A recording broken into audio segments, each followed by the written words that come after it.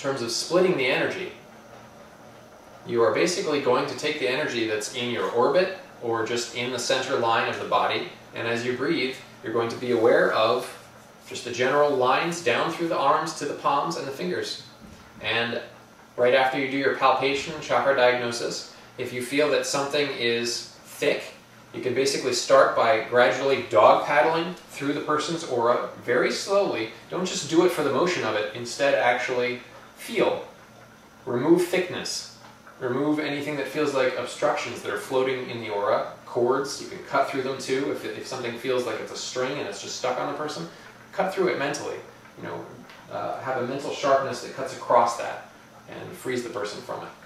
And you can take all this stuff, sweep it down to the floor, mentally ask the earth to accept it and recycle it like compost.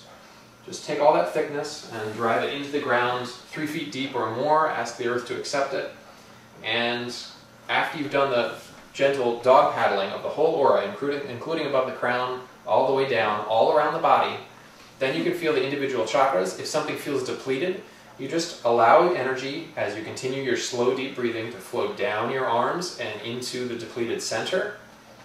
Filling it up, you can mentally give it shape again so that it fills up and has a round, comfortable surface to it instead of being uneven if it is uneven. If something feels congested, you can decongest it by sweeping it out. The same way that you swept out the aura, you just sweep into the center as if your hand could reach inside the chakra, and you'll feel resistance, etc., that you can sweep out, and again, put it deep into the ground, or you can put it into a bucket of salt water, works very well too, and then flush that down the toilet later on, especially if it's very thick.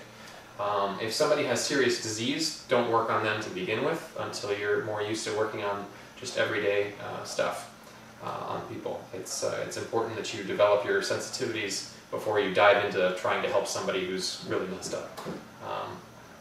But eventually you can get to that point, and you can